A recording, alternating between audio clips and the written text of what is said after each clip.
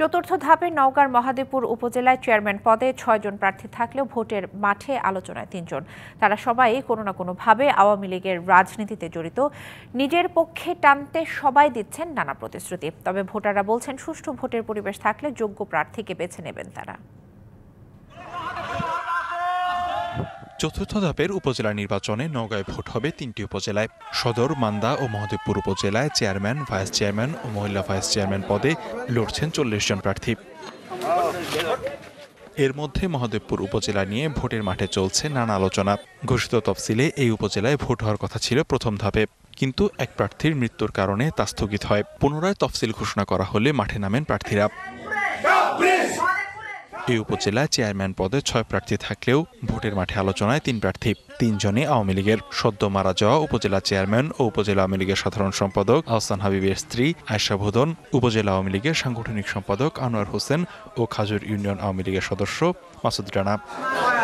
সবাই একে অন্যের চেয়ে বেশি উন্নয়নের প্রতিশ্রুতি দিচ্ছেন ভোটারদের। ঢালাইয়ের দৃঢ়তা, নির্মাণে নিশ্চয়তা, প্রিমিয়ার সিমেন্ট, ঢালাইয়ের রাজা। জনগণের চাহিদা ইনশাল্লাহ আমার স্বামীর মতো আমি সেটা পূরণ করব, চেষ্টা করতেছি।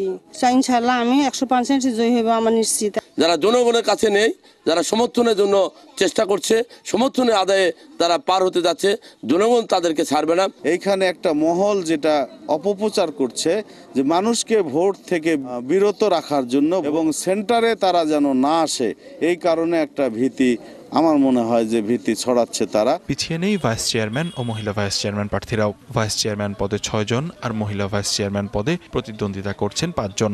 আমি প্রত্যন্ত গ্রাম অঞ্চলে যাচ্ছি, প্রত্যেকটা মানুষের দ্বারে দ্বারে যাচ্ছি। আমি মানুষের কাছে যেভাবে পৌঁছাচ্ছি, সকলে আমাকে আশ্বস্ত করছে। সুষ্ঠু ভোটের পরিবেশ থাকলে যোগ্য প্রার্থীকেই বেছে নিতে চান ভোটাররা।